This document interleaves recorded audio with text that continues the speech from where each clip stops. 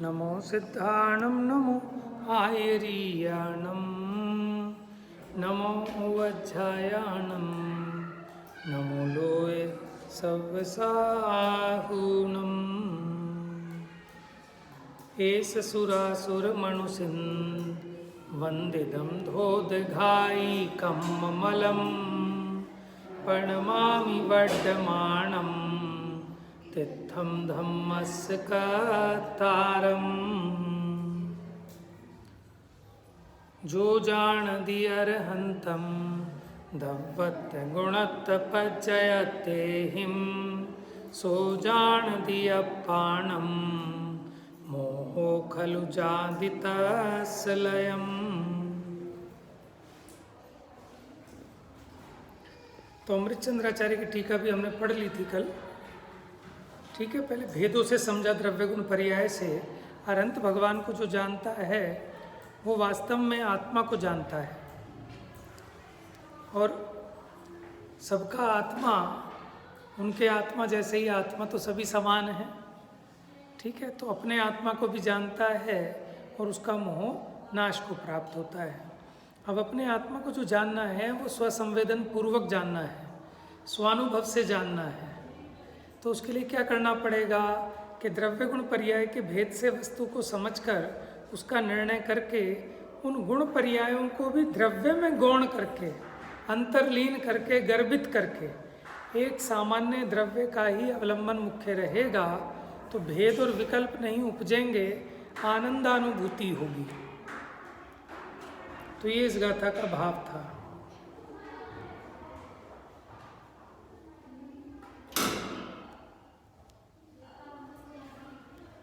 तो अंत में वो लिखते हैं, अगर ऐसा है तो मैंने मोह की सेना को जीतने का उपाय प्राप्त कर लिया है, जान लिया है।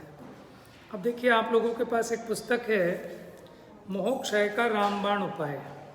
आदरणीय ब्रह्मचारिणी कल्पना बहन जी की ये रचना है, और इसमें विषय आपका ये प्रवचन सार का जो विषय चल रहा है 80वीं गाथा का मुख्य रूप से लेना है। लेकिन 80वीं गाथा समझने के लिए पीछे का भी थोड़ा सा सार तो लेना ही पड़ेगा, तो उन्होंने थोड़ा सा संक्षिप्त सार भी दिया। तो इस पुस्तक को पढ़ते हैं, आप लोगों को और विशेष स्पष्टता होगी।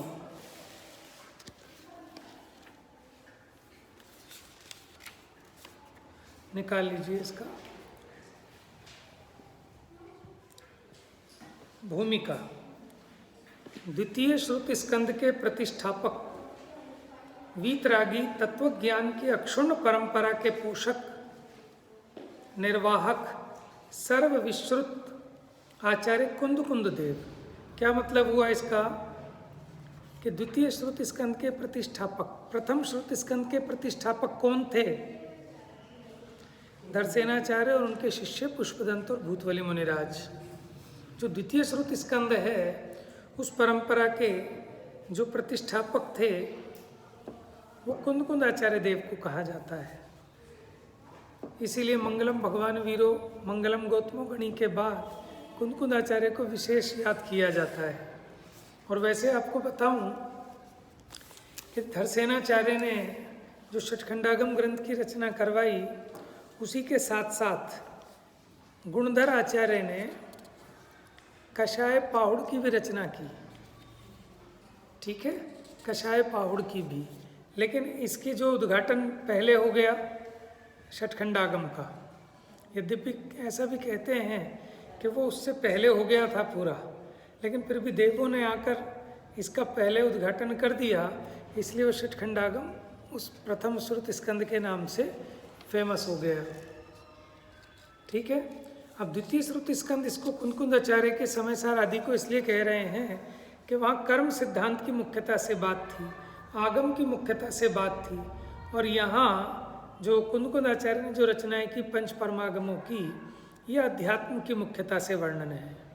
ठीक है, तो इसलिए इसको द्वितीय श्रुति स्कंद के प्रतिष्ठापक, विश्रुत माने जाने पहचाने आचार्य कुंद देव की अनुपम कृति दिव्य ध्वनि का सार, प्रवचन सार, वीतरागी सर्वज्ञ जिनेन्द्र भगवान द्वारा प्ररूपित प्रमाण प्रमेय व्यवस्था का प्रतिपादक।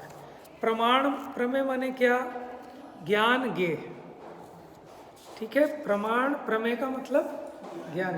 प्रमाण माने ज्ञान और प्रमेय माने प्रमाण के विषय को प्रमेय कहते हैं, जैसे ज्ञान के विषय को ज्ञेय कहते हैं। हाँ, प्रतिपादक कालजयी अद्वितीय ग्रंथ रत्न है।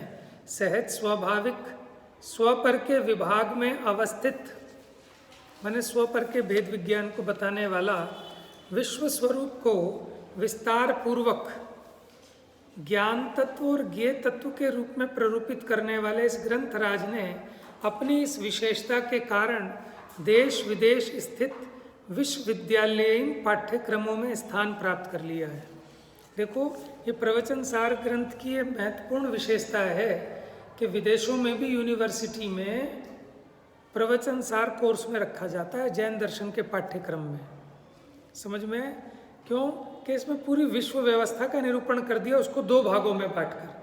पूरे विश्व को दो भागों में बांटा, ज्ञान और ज्ञेय। समझ में आया? और फिर उसका निरूपण किया कि समस्त विश्व तो ज्ञेय है और उसको जानने वाला ज्ञान है, और वो ज्ञान कैसे जानता है, उसका पूरा का पूरा वर्णन। अब इस ग्रंथ पर संस्कृत भाषा में 3 टीकाएं उपलब्ध हैं। 2 से तो आप परिचित हैं। अमृतचंद्राचार्य की टीका का नाम क्या है? प्रवचन सार पर तत्व प्रदीपिका। और जयसेनाचार्य की टीका का नाम तात्पर्य वृत्ति। एक टीका और है, प्रभात चंद्र कृत प्रवचन सार की सरोज भास्कर टीका। प्रवचन सार सरोज भास्कर, आचार्य प्रभाचंद्र द्वारा रचित। इनमें से तीसरी टीका सर्व प्रसिद्ध नहीं है। दोनों टीकाओं में गाथाओं की संख्या अलग अलग है। पहले अमृतचंद्राचार्य की जो टीका वाला ग्रंथ है उसमें 275 गाथाएं हैं, और जयसेनाचार्य के जो टीका वाला ग्रंथ है उसमें 311 गाथाएं हैं। इन दोनों का विश्लेषण शैली भी अलग अलग है। यद्यपि दोनों में ही मूल ग्रंथ को 3 महाभागों में विभक्त किया गया है। ठीक है, 3 पार्टीशन किए गए हैं उसके। अमृतचंद्राचार्य की टीका में क्या नाम दिए तीनों को? ज्ञान तत्व प्रज्ञापन, ज्ञेय तत्व प्रज्ञापन और चरणानुयोग सूचक चूलिका। पेज नंबर 2 है बेटा, क्या देख रहे हो? और जो दूसरी टीका है तात्पर्य वृत्ति जयसेनाचार्य की, उनमें अधिकारों का नाम दिया सम्यक ज्ञान अधिकार, सम्यक दर्शन अधिकार और सम्यक चारित्र अधिकार। अब उससे मिलता जुलता ही है। देखो, वहाँ ज्ञान तत्व प्रज्ञापन कहा, यहाँ सम्यक ज्ञान अधिकार कह दिया। वहाँ ज्ञेय तत्व प्रज्ञापन कहा। ठीक है, अब ज्ञेय में क्या आ जाएंगे? 6 द्रव्य का वर्णन हो जाएगा, उनके स्वरूप का वर्णन, उनकी श्रद्धा का नाम ही सम्यक दर्शन है। तो यहाँ सम्यक दर्शन अधिकार कह दिया। और तीसरा चरणानुयोग सूचक चूलिका, और जयसेनाचार्य ने सम्यक चारित्र अधिकार। और आपको बताऊं, डॉक्टर साहब की भी अब एक टीका आ गई प्रवचन सार की। क्या है वो? ज्ञान ज्ञेय भाव प्रबोधिनी है ना? क्या है? ज्ञान ज्ञेय तत्व प्रबोधिनी टीका। ठीक है, इन्होंने नाम कुछ इस तरह से दिए हैं, शायद देव शास्त्र ऐसे कुछ करके नाम दिए इनके 3 अधिकारों के। देखो जरा, हाँ मेरे पास भी है।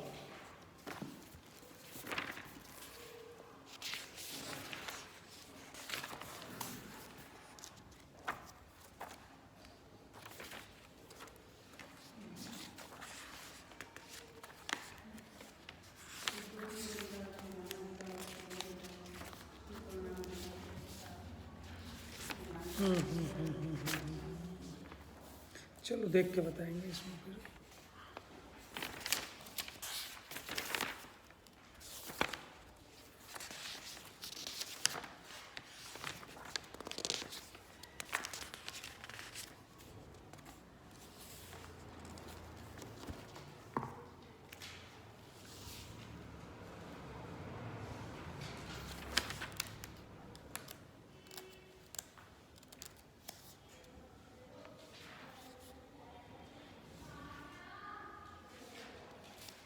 चलो देखूंगा इसमें, शायद पता नहीं अलग नाम दिया कि नहीं दिया इन्होंने।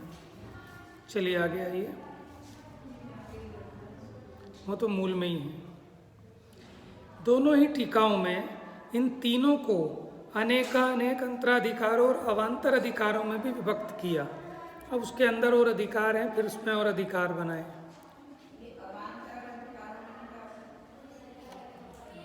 जो उसके भी अंदर बनाए गए उसको कहा अवान्तर।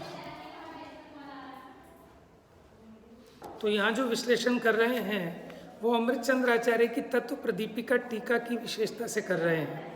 पहले गाथा 1 से 68 जो अपनी चल चुकी, ठीक है, उसके विषय का थोड़ा सा संक्षिप्त सार एक पेज में कहते हैं।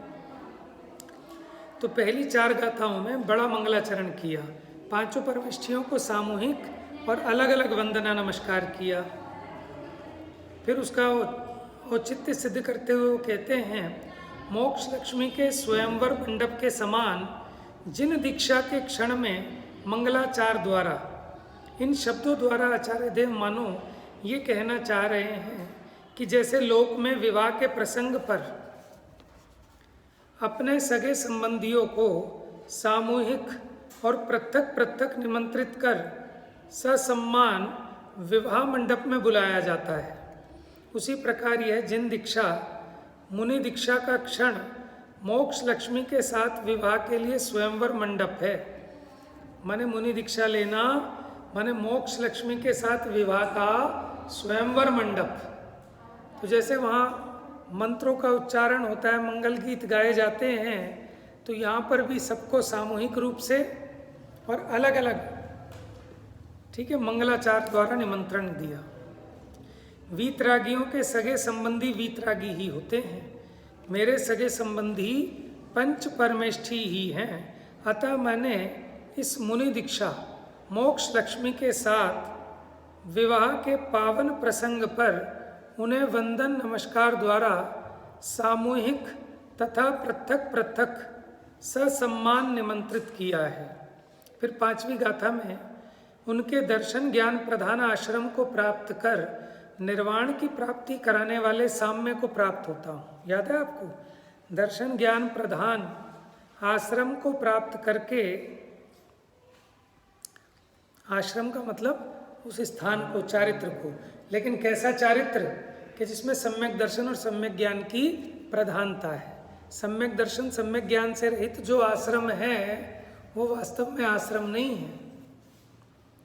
निर्वाण की प्राप्ति कराने वाले समता भाव को प्राप्त करता हूँ, ऐसी प्रतिज्ञा की।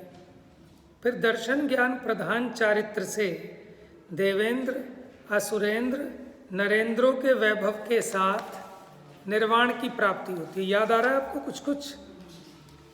अब उसमें भी जो शुभ भाव है उसके कारण तो इंद्र नरेंद्र माने सराग और वीतराग, तो सराग सम्यक दर्शन माने सराग चारित्र पुण्य फल को देने वाला है और वीतराग चारित्र निर्वाण फल को देने वाला है। फिर 7वीं गाथा में बताया चारित्रम खलु धम्मो के धर्म है, चारित्र धर्म है और धर्म समता भाव है और मोह क्षोभ से रहित आत्मा का परिणाम धर्म है। फिर उसके बाद परिणाम के बिना द्रव्य नहीं है, द्रव्य के बिना परिणाम नहीं होता, दोनों अभिन्न हैं। जो द्रव्य जिस समय जिस भाव रूप से परिणमित होता है उस समय वह वही है। जैसे क्या उदाहरण दिया था वहाँ कि वो अग्नि में तप्त लोहे का गोला अग्नि ही है। धर्म से परिणत आत्मा धर्म, शुभ से परिणमित आत्मा शुभ और अशुभ से परिणमित आत्मा को अशुभ कहा। ये वस्तु व्यवस्था पहली 1 से 10 8, 9, 10 3 गाथाओं द्वारा सिद्ध की। इससे आगे, हाँ ये दे देना पीछे, इससे आगे 2 गाथाओं द्वारा इन 3 उपयोगों का फल बतलाया। 3 उपयोग कौन कौन से? अशुभ, शुभ और शुद्ध उपयोग। ठीक है, क्योंकि उन्होंने कहा अशुभ से परिणमित आत्मा अशुभ है, शुभ भाव से परिणमित आत्मा शुभ है और शुद्ध भाव से परिणमित आत्मा या धर्म भाव से परिणमित आत्मा धर्म है। तो इन तीनों के फल भी बताए। फिर याद है आपको कुमानुष, और फिर आपने पूछा था कि त्रियंश भी क्या पुण्य के फल में होते हैं, कि मनुष्य और त्रियंश को पाता है पुण्य के फल में। तो कहते हैं धर्म से परिणमित आत्मा शुद्धोपयोग सहित होने पर निर्वाण सुख, शुभोपयोग सहित होने पर स्वर्ग सुख प्राप्त करता है। अशुभ के उदय में यह आत्मा कुनर, त्रियंश और नारकी होकर हजारों दुखों से सदा पीड़ित होता हुआ संसार में ही घूमता रहता है। 11वीं गाथा टीका में स्वर्ग सुख को बताते हुए लिखा, जैसे किसी मनुष्य पर अग्नि से गर्म किया घी डाल दिए जाने पर वह उसकी जलन का ही अनुभव करता है, उसी प्रकार वह स्वर्ग सुख के बंध को प्राप्त होता है। वहाँ ये भी लिखा कि वो स्वर्ग के वैभव क्लेश को प्राप्त होता है। और वहाँ लिखा जैसे पूड़ियाँ गरम गरम घी में डाली जाएं तो फूलती है ना, तो मज़ा आता है ना, उनको फूल के कुप्पा हो रही हैं, कि कैसे फूल रही हैं, कि वेदना का अनुभव कर रही हैं। तो कह रहे हैं स्वर्ग में भी ये जीव क्लेश को भोगता है। जैसे घी, उसकी तासीर ठंडी है, कहीं जल जाए और आपके पास असली घी हो तो घी लगाओ तो वो जलन भी मिट जाती है, ठीक है, यानी उसकी तासीर शीतल है। लेकिन अगर वही गर्म घी हो जिसका काम जलन को मिटाना है, अगर वो घी गर्म हो और किसी पे डाल दिया जाए तो क्या करेगा? जलाएगा। उसी प्रकार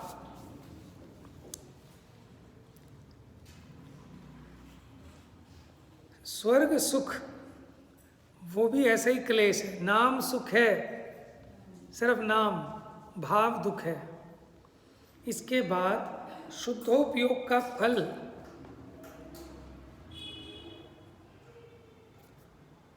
शुद्धोपयोग का फल स्वरूप पूर्ण शुद्धोपयोग के बाद प्रकट होने वाली स्वयंभूमय अनंत चतुष्टय संपन्न दशा का वर्णन है। 16वीं गाथा आई थी स्वयंभू की, कि अपने आप ही भगवान बने। उसके षटकारक बताए थे, कर्ता ने कर्म को करण से, यानी वो स्वयं ही उस दशा रूप आत्मा परिणमित हुआ शुद्धोपयोग के फल में। सिद्ध भगवान के कथनचित उत्पाद रहित विनाश और विनाश रहित उत्पाद सिद्ध करते हुए, क्योंकि प्रत्येक वस्तु ही उत्पाद व्यय द्रव्यात्मक है। मिल गया बेटा? कहाँ है बताओ जरा, कहाँ है? पढ़ो आगे इसके। नहीं पता? अंकल से पूछ लो जाओ। अतः सिद्ध भगवान भी इन तीनों मय हैं। यह तथ्य 17 से 28 दो गाथाओं द्वारा स्पष्ट किया है। 17-18 दो गाथाओं द्वारा स्पष्ट किया है। तत्पश्चात इंद्रियां, शरीर आदि स्वयं सुख दुखमय और सुख दुख के कारण नहीं होने से तथा घाती कर्मों का पूर्णतया क्षय हो जाने से केवली भगवान इंद्रियों के बिना ही अतीन्द्रिय ज्ञान सुख संपन्न है। देखो फिर ये गाथाएं आई थी कि इंद्रियां ये कोई ज़बरदस्ती तो किसी को दुखी करती नहीं, शरीर ये अपने आप तो सुख दुख का कारण होता नहीं है, और उनके घाती कर्मों का भी क्षय हो गया। भले भी उनके इंद्रियां हैं अनंत भगवान के, शरीर है, लेकिन घातिया कर्म नहीं है, मोह नहीं है। देखो अंदर में इच्छा हो, मोह हो, तब ये इंद्रियां पीड़ा उत्पन्न करती हैं। जब मोह ही नहीं बचा है, इच्छा ही नहीं बची, तो उनको इंद्रियां कोई पीड़ा उपजाने में समर्थ नहीं है। देखो पेट तो उनका भी है, लेकिन लोग कहते हैं ना सब क्या करें, पेट है, पापी पेट का सवाल है, भूख लग गई। पेट तो उनके भी है, लेकिन पेट से भूख का संबंध नहीं था, वो मोह से था, इच्छा से था। अब उनके इच्छा भी नहीं, मोह का अभाव हो गया। बाहर में निमित्त तरीके देखें तो उनके उस प्रकार के तीव्र असाता का उदय भी नहीं है कि क्षुधा लगे, भूख लगे, इसलिए उनके वो कवल आहार नहीं होता। उन्हें शारीरिक सुख दुख नहीं है, ऐसा 19-20वीं 2 गाथाओं से स्पष्ट किया। फिर ज्ञान प्रपंच नामक अधिकार में 21 से 52 पर्यंत 32 गाथाओं में अतीन्द्रिय ज्ञान का विस्तार से वर्णन किया। वहाँ सिद्ध किया कि अतीन्द्रिय ज्ञान प्रत्यक्ष है, स्वाधीन है, समझ में, और ये मति आदि ज्ञान परोक्ष हैं, इसलिए हे हैं। जो अतीन्द्रिय ज्ञान है वही वास्तव में सुख है, क्योंकि वहाँ आकुलता नहीं है, ज्ञप्ति परिवर्तन नहीं है। ऐसे अतीन्द्रिय ज्ञान का विस्तार से वर्णन किया। संक्षिप्त सार यह है कि क्रम करण के व्यवधान रहित। क्रम होता है कि अपना जो क्षयोक्षम ज्ञान है ना, उसके जानने में क्रम पड़ता है, वेट करना पड़ता है। अभी वहाँ का जानना है पीछे का, तो यहाँ का जानना छोड़ना पड़ेगा, उसको जानेंगे तो ये छूट जाएगा। लेकिन अतीन्द्रिय ज्ञान माने केवल ज्ञान, वो एक साथ सबको जानता है, तो क्रम नहीं है। और करण माने होते हैं साधन, बाह्य सामग्री, इंद्रियां, इनके बिना ही जानता है, तो हमें इसकी वजह से डिस्टरबेंस होता है, व्यवधान पड़ता है।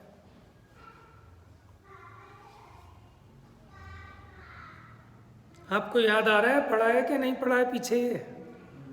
थोड़ा सा तो याद आना चाहिए ना। केवल ज्ञान 3 काल 3 लोकवर्ती समस्त पदार्थों को उनके समीप गए बिना, उन्हें अपने समीप लाए बिना, उनसे प्रभावित हुए बिना, उन्हें प्रभावित किए बिना एक साथ जान लेता है। देखो, हम जिसे जानते हैं ना, हम उससे डिस्टर्ब होते हैं, या तो भला मानते हैं, बुरा मानते हैं। केवल ज्ञान उससे ना डिस्टर्ब होता, ना किसी को डिस्टर्ब करता, ना वहाँ जाता, ना उसे अपने पास बुलाता, फिर भी सबको जान लेता है। और अगर उसमें वो क्षमता नहीं होती तो फिर उसे दिव्य ज्ञान कौन कहता? इसी प्रकरण के अंतर्गत बड़ी बहुचर्चित गाथा है, जिसका अर्थ विपर्यास करके, माने अर्थ का अनर्थ करके, अल्प बुद्धि जीवों को गुमराह करने का असफल प्रयास किया जाता है। पुण्य फला अर्हंता तेसिम क्रिया पुणो ही ओदैया मोहादि ही विरहिदा तम हासा खाई गति। तो वो क्या कहते थे, कोई लिखा है पुण्य फला अर्हंता, कि अरहंत भगवान के पुण्य फला है। कह रहे भैया पुण्य फला है तो इसका मतलब ये नहीं है कि पुण्य के फल में अरहंत बने हैं, कि अरहंत के पुण्य का फल भी है, और वो भी तीर्थंकर अरहंत की बात है। समझ में आया? क्योंकि यहाँ तो इसका अर्थ क्या है कि पुण्य फला अरहंता, अरहंत पुण्य फल वाले हैं। तेसी क्रिया पुणो ही औदैया, और उनकी जो क्रियाएं हैं, देखो उनका विहार होता है कि नहीं होता, अरहंत का उपदेश होता है कि नहीं होता, तो क्रिया तो हो रही है।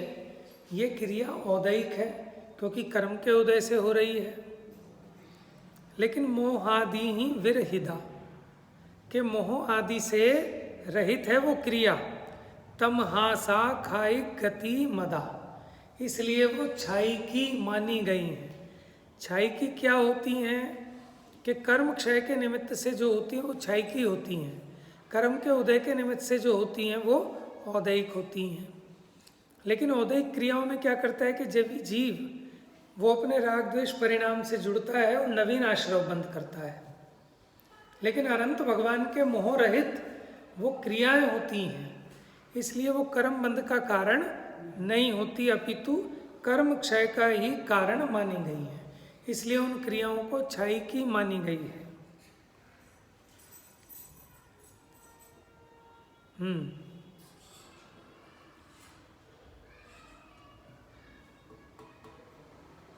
बाकी तो ये है कि उन अरहंत के जो गंधकुटी की रचना हुई, सौ इंद्र उनकी सेवा करते हैं, उनके समूशरण में जो अष्टप्रार्थी हारे उनके हैं, ये सब पुण्य का फल है। लेकिन इनके कारण, पुण्य के फल के कारण अरहंत नहीं होते। अरहंत तो अपने आत्मिक गुणों का विकास करने से अरहंत हुए। देखो बहन जी और इसको स्पष्ट कर रही हैं, व्याकरण का ये नियम है कि विशेषण विशेष्य सदा समान विभक्ति के होते हैं, समान वचन के होते हैं। यहाँ पुण्य फला अरहंता, ये दोनों शब्द प्रथमा बहुवचन वाले विशेषण विशेष्य स्वरूप हैं, जिनका अर्थ है पुण्य फल वाले अरहंत। इसका अर्थ ये नहीं है कि अरहंत पुण्य के फल में हुए, यहाँ कह रहे हैं पुण्य फल वाले अरहंत। अरहंत भगवान के संयोग में पुण्य का तीव्र उदय विद्यमान है। पुण्य के फल में अरहंत बनते हैं, ये अर्थ इन शब्दों का नहीं हो सकता। माने अगर उनकी विभक्ति भी देखें तो भी ये बात नहीं बनती। यदि आचार्य देव को यह अर्थ अभिष्ट होता तो फिर वो पुण्य फला अरहंत नहीं लिखते, वो क्या लिखते? पुण्य फलेन अरहंता लिखते, कि पुण्य के फल में अरहंत होते हैं। वो कह रहे हैं पुण्य फला अरहंता, अरहंत पुण्य फल वाले हैं। और अगर उन्हें कहना होता कि पुण्य के फल में अरहंत हुए तो कहते पुण्य फलेन अरहंता। अर्थ विपर्यास करने वालों को गाथा के गठन पर भी, माने उन्होंने जो गाथा की रचना की है उसमें क्या विभक्ति यूज की है उसका भी विचार करना चाहिए। इसके बाद सुख प्रपंच अधिकार प्रारंभ हुआ, जो कि 53 से 68 गाथा तक 16 गाथाओं में चला। उसमें अतीन्द्रिय सुख का वर्णन करते हुए पहले 53 से 55 3 गाथाओं में कहा कि इंद्रिय ज्ञान और अतीन्द्रिय ज्ञान के समान, इंद्रिय ज्ञान और अतीन्द्रिय ज्ञान के समान सुख भी इंद्रिय सुख और अतीन्द्रिय सुख, ये 2 प्रकार का होता है। उनमें इंद्रिय ज्ञान और इंद्रिय सुख है, अतीन्द्रिय ज्ञान और अतीन्द्रिय सुख उपादेय है।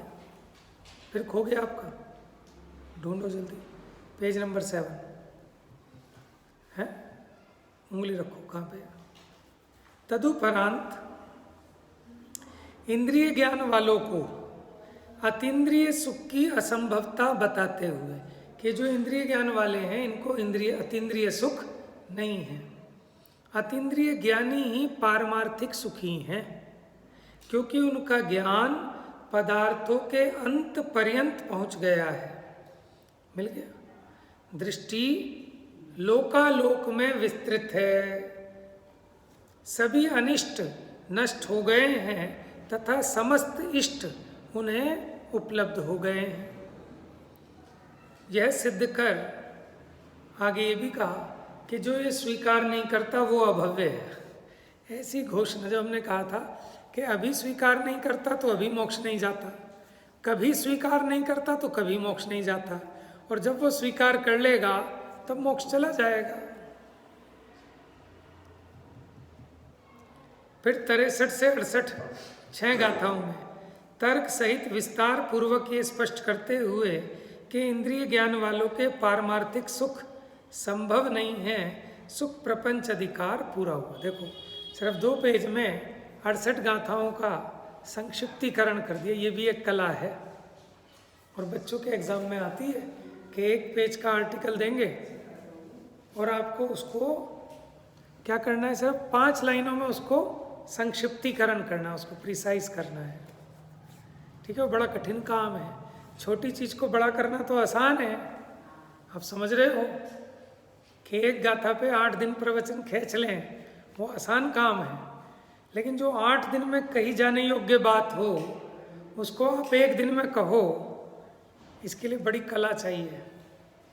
समझ में, मैं तो ये सोच रहा था कि 68 गाथाओं का रिवीजन लेने बैठेंगे तो फिर तो 4-5 दिन तो चाहिए ही चाहिए। लेकिन बहन जी ने 2 पेज में सारा सार भर दिया और छूटा भी कुछ नहीं।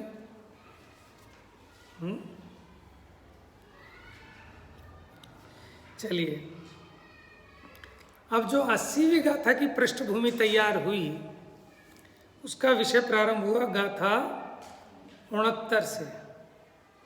ठीक है, अब 69 से 79 तक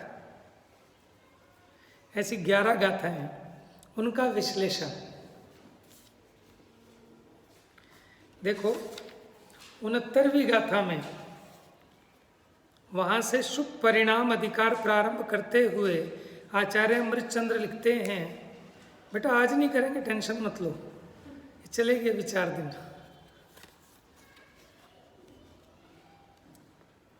ठीक है, ये 60 पेज है लगभग, तो 10-10 पेज भी पढ़ेंगे तो 6 दिन लगेंगे। ये बच्चे इसलिए घबरा जाते हैं कि आज ही तो नहीं करेंगे पूरा, 60 पेज है, पीछे से पलट के देख।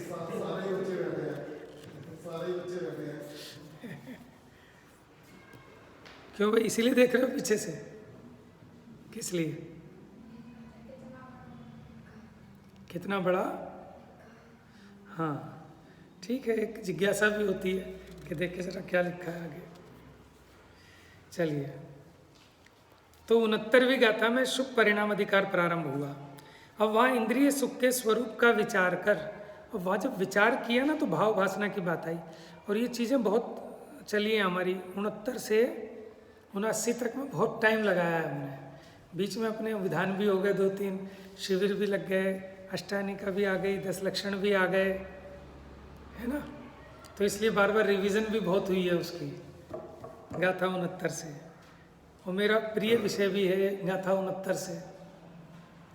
इंद्रिय सुख के स्वरूप का विचार कर, आचार्य देव ने वह विचार करवाया है ताकि ये जीव को भाव भासना तो हो कि जो तुम जिस सुख के पीछे मरे जा रहे हो, कि देख तो लो वहाँ सुख है भी कि नहीं है, कि उन सामग्री में से, भोगों में से सुख आता भी है कि नहीं आता है।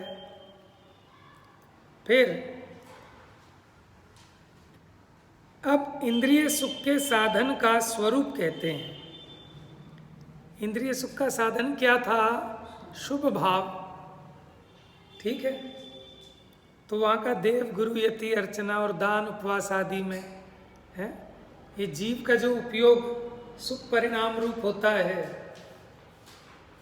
देव गुरु यति की पूजा में, दान शील उपवास आदि में लीन आत्मा शुभोपयोगात्मक है। इससे विविध इंद्रिय सुखों की प्राप्ति होती है। माने वो जो शुभ भाव किया जीव ने, उससे क्या होता है? इंद्रिय सुखों की प्राप्ति होती है। और ये भी बता दिया कि शुभ भाव है क्या।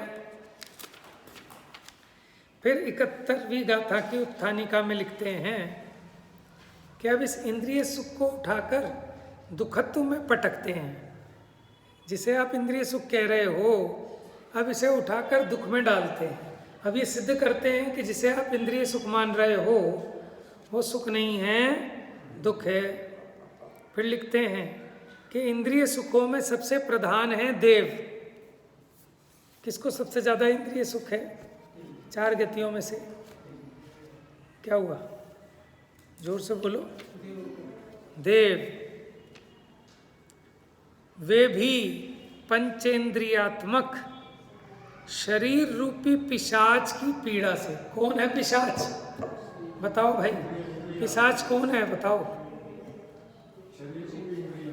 हाँ, ये पिशाच है, भूत है, सबके भूत चढ़ाए। ये कैसा है?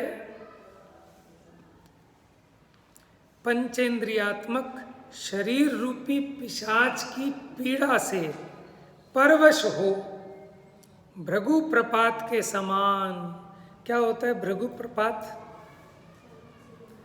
माने जैसे पानी है ना, पानी नहीं, क्या होता है जैसे पहाड़ है, और ये पहाड़ ना एकदम ऐसे फ्लैट है, आगे जाके ऐसे नहीं कि टेढ़ा आ रहा हो, यहाँ तक पहाड़ है फिर सीधा ऐसे फ्लैट, तो पानी यहाँ तक आता है और एकदम फटाक नीचे गिर जाता है, उसको कहते हैं भृगु प्रपात।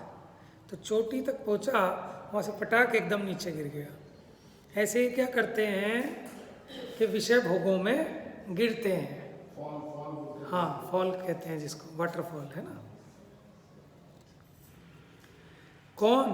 के देव, क्योंकि देव भी उन इंद्रियों की पीड़ा से पीड़ित हैं, वो भी उस पिशाच के वशीभूत होकर भृगु प्रपात के समान मनोज्ञ विषयों की ओर दौड़ते हैं। इससे ये सिद्ध है कि वे सुखी नहीं हैं, अपितु स्वाभाविक दुखी ही हैं। सुखी होते तो क्यों जाते विषय भोगों में? क्यों वो नंदनवन में जाते क्रीड़ा करने? क्या जरूरत है उन्हें जाने की? इसका मतलब दुखी थे, दुख मिटाने के लिए जा रहे हैं ना, इससे सिद्ध होता है। बाकी चर्चा इसकी कल करेंगे, इसके आगे की। तो बहुत अच्छी पुस्तक है और 80वीं गाथा का पूरा स्वरूप इससे स्पष्ट हो जाएगा। जा वाणी के ज्ञान से सूझे लोकालो, सो वाणी मस्तक नमो।